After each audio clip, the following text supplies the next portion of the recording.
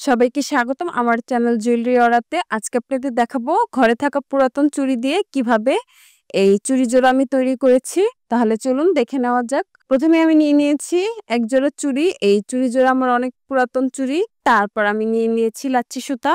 এই লাচ্ছি সুতাটা আমি 10 থেকে 12টা একসাথে করে নিয়ে তারপর আমি একটা কেচির সাহায্যে মাথার অংশটা সমান করে বেশি করে ফ্যাব্রিক গ্লু দিয়ে এখন চুড়ির মধ্যে আটকে দিচ্ছি। এই যে চুড়ি জোড়া দেখছেন, এটা হচ্ছে একটা চুড়ির সেটের থেকে আমি নিয়েছি। এখানে আরো অনেকগুলো চুড়ি ছিল। সেই চুড়িগুলো দিয়েও আমি পরবর্তীতে আরো চুড়ি তৈরি করে আপনাদের দেখাবো। আপনারা যখন চুড়িটা পেঁচাবেন অবশ্যই ভালোভাবে টাইট করে তারপর পেঁচাবেন। আর ঢিলা করে পেঁচানো যাবে না, এতে চুড়ির ফিনিশিং ভালো আসবে না। আপনাদের সবার বাসায় কম বেশি এ ধরনের পুরাতন চুড়ি থাকে। আপনারা চাইলে আপনাদের সেই পুরাতন চুড়িগুলো দিয়ে নতুন করে আবারও চুড়ি তৈরি করতে পারবেন। এখানে কিন্তু অনেক বেশি খরচ হয়েছে এরকম না। আমি 30 থেকে 40 টাকার মধ্যে এই চুড়িগুলো তৈরি করতে পেরেছি। তো আপনারা যদি চান আপনাদের বাসায় যে পুরাতন চুড়িগুলো আছে সেই চুড়িগুলো দিয়ে মাত্র অল্প কিছু টাকা খরচ করে এরকম সুন্দর চুড়ি তৈরি করে নিতে পারবেন।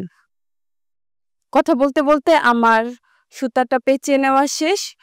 আমার যে সুতার শেষের অংশটা আছে সেটা আমি একটি কেচির সাহায্যে কেটে বেশি করে ফ্যাব্রিক গ্লু দিয়ে আপনারা একটু ভালোভাবে লক্ষ্য করলে বুঝতে পারবেন কিভাবে আটকে নিচ্ছি। আমি যে ফ্যাব্রিক গ্লুটা ইউজ করেছি এই ফ্যাব্রিক গ্লুটা আমি ভালোভাবে শুকিয়ে নিয়ে তারপর আবারও কাজ করা শুরু করব। তারপর আমি নিয়ে নিয়েছি একটি জরি সুতা। জরি সুতার মাথায় আমি বেশি করে ফ্যাব্রিক গ্লু দিয়ে এটা এখন পেঁচিয়ে নেব। আর আমি যে গ্লুটা ইউজ করেছি এটার নামই হচ্ছে ফ্যাব্রিক গ্লু। এটা আপনারা যেকোনো লেসের দোকানে পেয়ে যাবেন বা যে চুমকি পুঁতি যে বিক্রি করে সেই দোকানগুলোতে আপনারা পেয়ে যাবেন। এটার দাম পড়েছে মাত্র 35 টাকা। আর এই জরি সুতাগুলো গজ হিসাবে বিক্রি করে। আমি এই সুতাগুলো নিউ মার্কেট থেকে নিয়েছি গজ হিসাবে। আপনাদের সবার বাসায় কম বেশি এরকম অনেক পুরাতন চুড়ি আছে যেগুলো আপনারা পরেনও না আবার ফেলেও দিতে চান না। আপনারা চাইলে সেই চুড়িগুলো দিয়ে এই ধরনের চুড়ি তৈরি করে নিতে পারবেন। আর এই চুড়িগুলো এখন অনেক বেশি চলছে আর সবাই অনেক বেশি পছন্দও করছে এই চুড়িগুলো। কথা বলতে বলতে আমার জরি সুতাটা পেঁচিয়ে নেওয়া শেষ। এখন আমি এই জরি সুতার যে শেষের অংশটা আছে এটা একটি কেচির সাহায্যে কেটে বেশি করে ফ্যাব্রিক গ্লু দিয়ে আটকে দিচ্ছি।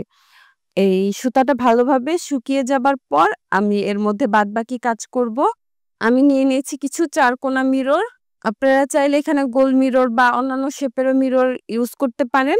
আমি ফ্যাব্রিক গ্লুর সাহায্যে মিররটা ভালোভাবে আটকিয়ে নিচ্ছি। আর আপনারা যখন মিরর আটকাবেন বেশি করে ফ্যাব্রিক গ্লু দিয়ে তারপর আটকাবেন। এখানে যদি আপনারা অল্প করে গ্লু দিয়ে মিররগুলো আটকান দেখা যাবে এটা খুলে যাওয়ার একটা সম্ভাবনা থাকে। আপনারা একটু ভালোভাবে লক্ষ্য করলে বুঝতে পারবেন আমি অনেক বেশি করে গ্লু দিয়ে তারপর মিররগুলো আটকে নিচ্ছি।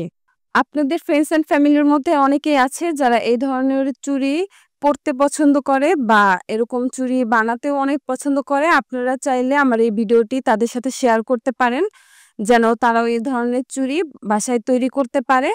ভিডিও রিলেটেড যদি আপনাদের কোনো প্রশ্ন থেকে থাকে অবশ্যই আমাকে কমেন্টে জানাতে ভুলবেন না। আমি চেষ্টা করব আপনাদের কমেন্টে রিপ্লাই করতে। আমার পুরোটা চুড়ি তৈরি করে নেওয়া শেষ। অফ ক্যামেরায় আমি আরো একটি চুড়ি তৈরি করে নিয়েছি। আমার এই চুড়ি জোড়া আপনাদের কেমন লেগেছে অবশ্যই কমেন্ট করে জানাতে ভুলবেন না। আর ভিডিওটি যদি ভালো লেগে থাকে অবশ্যই লাইক কমেন্ট করবেন। ভিডিওটি শেষ পর্যন্ত দেখার জন্য সবাইকে অসংখ্য ধন্যবাদ।